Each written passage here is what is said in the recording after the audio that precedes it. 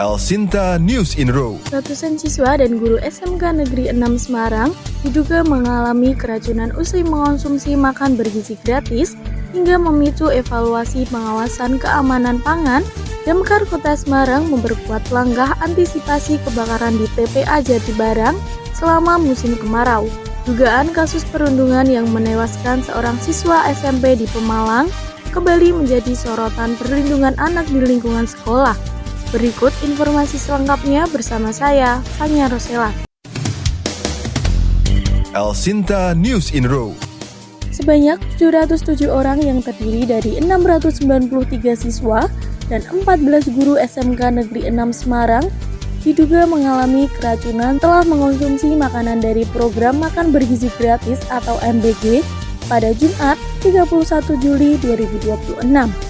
Badan Gizi Nasional menghentikan sementara operasional Satuan Pelayanan Pemenuhan Gizi atau SPPG Karangturi atau SPPG Karangturi Semarang sambil menunggu hasil investigasi dan pemeriksaan laboratorium. Ketua LP2K Jawa Tengah Abdul Mufid menilai pemerintah perlu memperkuat standar keamanan pangan, meningkatkan sertifikat dapur, serta memperkuat pengawasan internal maupun eksternal agar kejadian serupa tidak kembali terulang. Laporannya bersama Abdul Mufid, Ketua LP2K Jawa Tengah.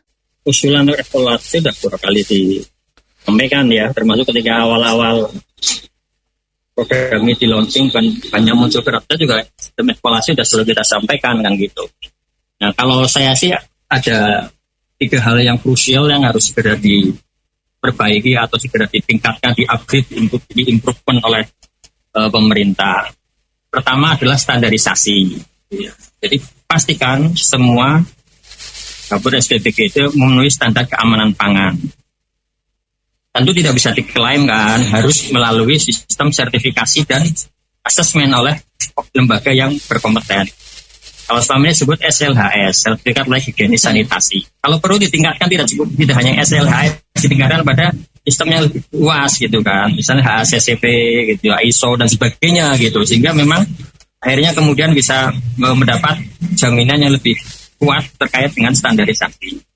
Tetapi standarisasi itu kan sesuatu yang tidak berhenti di situ. Maka yang kedua adalah pengawasan yang ketat oleh internal dan eksternal. Internal siapa? Internal adalah oleh mereka yang ada dalam dapur SPPG-nya. Siapa di situ? Semua pegawai, semua petugas, dan harus menunjuk satu orang khusus, satu unit khusus yang melakukan QC, quality control gitu, dan melakukan supervisi terhadap semua proses yang ada.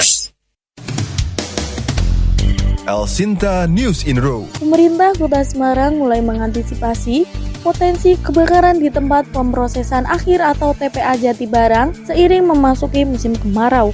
Bersama Dinas Lingkungan Hidup, Dinas Pemadam Kebakaran Kota Semarang mengarahkan armada dan personel untuk melakukan pendinginan secara berkala di area TPA. Selain memasang 10 titik pipa injeksi di lokasi rawan panas, penyiraman juga dilakukan setiap 2 hari sekali sebagai langkah pencegahan munculnya titik api.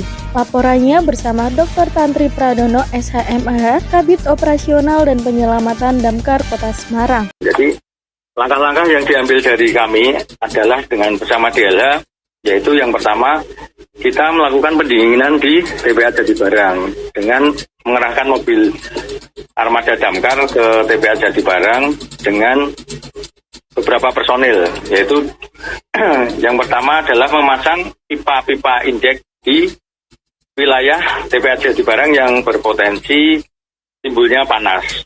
Berdasarkan pengalaman tahun 2023 kemarin yang sempat terjadi kebakaran di TPA Jatibarang itu. Makanya kami dengan DLH memasang titik-titik, ada 10 titik pipa yang kita pasang untuk penginjekan lokasi yang potensi rawan menimbulkan panas dan timbulnya api di TPA Jatibarang. Itu, Mas. Setiap 2 hari sekali ya kita melakukan penyiraman di TPA Jatibarang. El Sinta News in Row. Kasus dugaan perundungan terhadap seorang siswa SMP di Kabupaten Pemalang yang meninggal dunia kembali menjadi perhatian publik. Polisi masih menyelidiki penyebab pasti kematian korban melalui proses autopsi. Sementara, dugaan adanya perundungan sebelum korban meninggal masih terus didalami.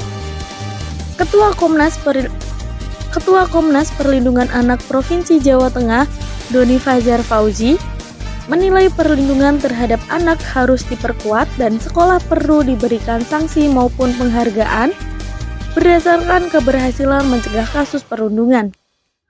Laporannya bersama Doni Fajar Fauzi SHMH, Ketua Komnas PA Provinsi Jawa Tengah. Kalau pola perundungan itu gini ya. Jadi kalau kita bicara meningkat pasti meningkat, ya. Karena posisinya kalau kita bicara ini semakin dibiarin gitu loh. Ada banyak pembiaran. Satu contoh ini yang di Solo ya. Barusan kita sedang juga instan untuk masalah ini. Jadi ada pihak keracunan MBG itu loh, bayangkan. Ada 105 siswa yang keracunan ya kan? Makanan setelah makan MBG kan itu diduga kan? Lah, pihak dinas pendidikan hanya bicara apa? Ya ini belum tentu kan itu, ya. Sekarang logika kita berpikir, ya. Kan ini orang-orang hukum juga banyak kan di dinas pendidikan itu kan. Istilahnya legal reasoningnya dia gimana kan gitu loh ya. Masa belum tentu ini kan. Akhirnya apa? Kita melihat ini kok ada pembiaran kok anak-anak kita itu mendapat satu perlakuan kan itu ya kan. Perlakuan yang tidak baik seperti keracunan, perundungan kan seperti itu kan. Pada akhirnya apa? Ya ini seolah-olah menjadi masalah yang menguap aja setelah kita viral, akhirnya menguap. Tidak ada solusi apapun, ya kan? Mas, kita tekankan, Menteri Pendidikan itu harusnya memberikan sanksi kepada sekolah.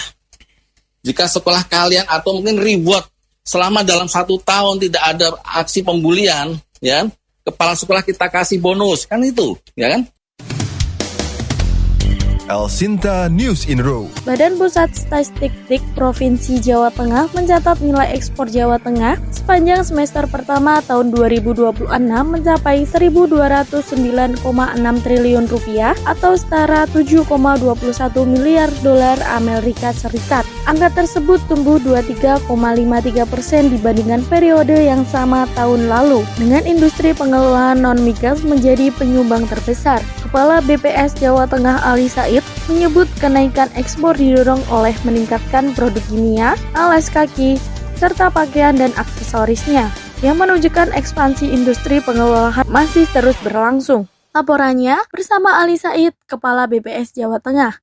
Baik, kalau kita lihat dari yang sudah BPS rilis bahwa pada setiap bulannya ini kan mengalami, saya kira, fluktuasi, ada fluktuasi, kadang naik, kadang turun. Namun secara kumulatif ini meningkat ya jika dibandingkan dengan tahun sebelumnya.